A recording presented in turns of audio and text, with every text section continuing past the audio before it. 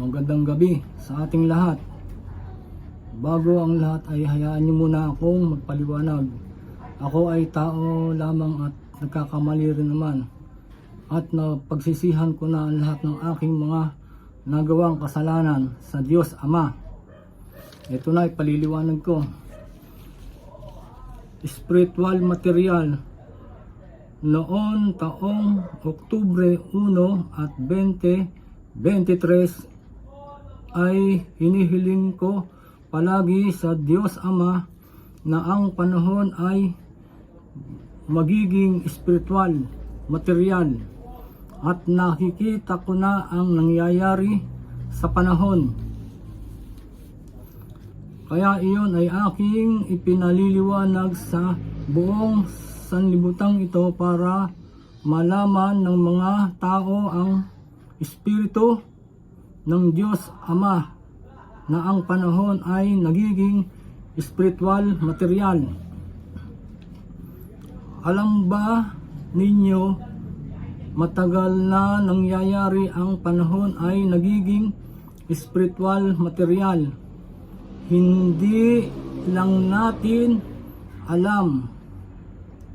Kaya binigay sa akin ng Diyos Ama ang kanyang Espiritu ay para maipaliwanag kung bakit iyon nangyayari sa panahon. Kaya maraming mga bagyo na malalakas at buhos ng ulan ay masyado nang makasalanan ang mga tao. At ako ay nagkakamali rin naman.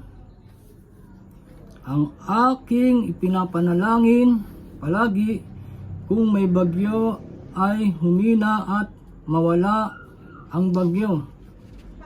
Ulan na lamang mangyari nawa, Ama.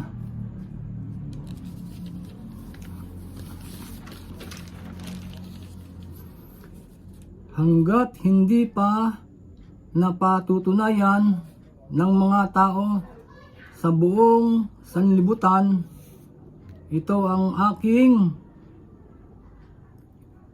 ipinaliliwanag na tungkol sa spiritual material na kung may bagyo ay humina at mawala ang bagyo, ulan na lamang.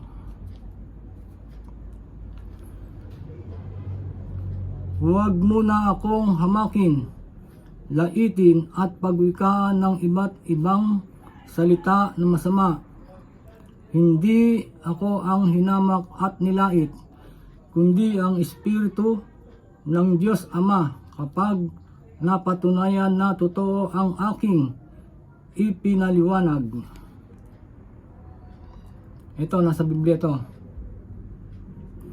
Mga awit 8:9, Kapitulo 8:9. Ako'y nakipagtipan sa aking hirang, aking isinumpa kay David na aking lingkod, ang binhi mo'y itatatag ko magpakailanman, at aking itatayo ang luklukan mo sa lahat ng saling lahi, at pupurihin ng langit ang iyong mga kababalaghan, o Panginoon. Ito pa. Sa mga may spiritual na kapangyarihan, baka ikaw, anak mo o isa sa mga apo mo ang makakagawa ng kababalaghan katulad ni David na lingkod ng Diyos Ama. Hindi na ako gagawa ng kababalaghan. Tapos na yan. Yung iba naman, yung susunod na salit-saling lahi. Siya nga pala, makikisubscribe naman, like and share. Ang isusunod ko naman, yung pangkagalang-galang na pangalan ng Diyos. Sasabihin ko na, miski tignan nyo sa Biblia, at saka sa lihim na karunungan ng Diyos, na pagtaliin nyo yun, na andun ang mga paliwanag. Ngayon, tsaka yung Alpha at Omega, bibigay ko na rin yung kung paano ang paggamit para makuha nyo. At pati na yung ibinindisyon. Pero bibigay ko sa inyo kung paano ang paggawa. Pero hindi ko bibigay sa inyo yung talaga yung kung ano yun. Kasi yun eh, batong puti na yun eh, na ako lang ang nakakaalam. O hanggang dyan lang ha. At magandang gabi sa ating lahat.